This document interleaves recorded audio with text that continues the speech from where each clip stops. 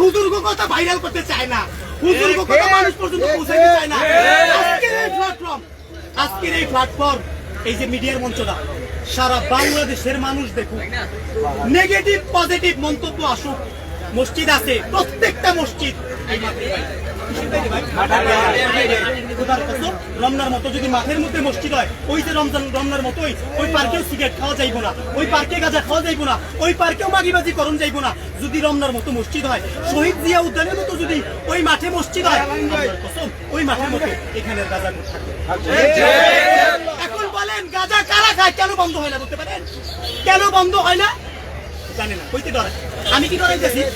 আমি তো বললাম আমি মইরা যাবো, মরুন কি করুন না ভাই? হয়তো কেউ পিড়ে মাইরে হালাইবো, হয়তো কেউ জবাই দিয়ে মাইরে হালাইবো, মারবো না, মইরা যাবো। প্রত্যেকটা কথা জানাই দিতেছি আজকে। এখানে গাঁজা যারা সেবন করে, কোন নরমাল টুকাই পোলা পান বেশি পাইবেন না, সব হাই সোসাইটির পোলা পান, সবগুলো হাই সোসাইটির পোলা পান। আওয়াজ তোলেন ভাই, এই ময়দান থেকে শিরিক গাঁজা জিনা বাইর করতে হইব, নতুবা আল্লাহর ঘর মসজিদ এখানে কায়েম করতে হইব। কারণ বাপের ক্ষমতা নাই, এখান থেকে এই ট্যাক্সটা সরাই হালাই দিব। আল্লাহর হুকুম, এখানে কারা সিজদা দিতে বুঝতে পারেন? আরে ওলামায়ে কেরামের সমাবেশের মধ্যে হাজারো আলেম, হাজারো মাদ্রাসার ছাত্র এই জায়গায় আনাচে কানাচে সিজদা দিছে।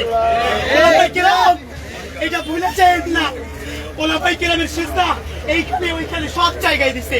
এই ময়দানটারে আর নাপাক করিয়েন না, আমার কথা নিয়েন না। অনেক কষ্ট হইতেছে, আমি জানি আজকে আমার উপরে বিপদ মুসিবত করবো, হইতে পারে আমি রাতের বেলা নিখোঁজে মারাও যাইতে পারি। ভাই আমি যদি মারা যাই, আমার এই যে ভাইরাল অর্থে এই কথাগুলো শোনার পরে আমার মসজিদ থেকে বলে হুজুর আপনার দিনের টাকা আমরা পরিশোধ করবো, চলে আহেন। কিন্তু আমি কই জায়গাতে গেলে যে এখন যে পরিবেশ আছে আর মসজিদ হইব না। আরে কথা কথিত করে একটা সাংবাদিক তার চেয়েও খারাপ। নাস্তিক, খোদার কসম এরা নাস্তিক। আরে রাখেন না, এরা নাস্তিক। কেন বললাম নাস্তিক? এই ময়দানে একটা কথাও কাটিয়েন না, আমার ক্ষতি হইব। কাকা আপনি কোন না, আপনি কোন না, কে কইতাছে, কে কয়? আমি কইতাছি, আল্লাহ কয় না মিয়া, কইতাছি আমি, আপনি কইতাছেন। আপনি ডরান কে? পুলিশে কালকে ধরলে, মারলে, পিটাইলে, কিছু ক্ষতি করলে কারে করবো? আমারে করবো। দিয়ে দিচ্ছি আল্লাহর জন্য জানটা। আজকে রাত্রে আর ঘুমাইতে পারবো, কষ্ট হইব এইটাই। মইরাও যেতে পারি, এটা তো সোশ্যাল মিডিয়ায় দেখবো না ভাই, ভাইরাল হবো না? পজিটিভ সাইডে একটা কথা আজকে কয়ে দিলাম, এই জায়গায় আল্লাহর বান্দারা যেহেতু সেজদা দিছে, এই জায়গায় মসজিদ হোক। বাংলাদেশের মানুষ চায় কি চায় না? বাংলাদেশের মানুষ যদি চায়, কমেন্টে যদি 18 কোটি মানুষ চায়, তুই করে গণপত্র ভবনে বৈশা কেমনে চাস্তা এই জায়গায় মসজিদ দেবো?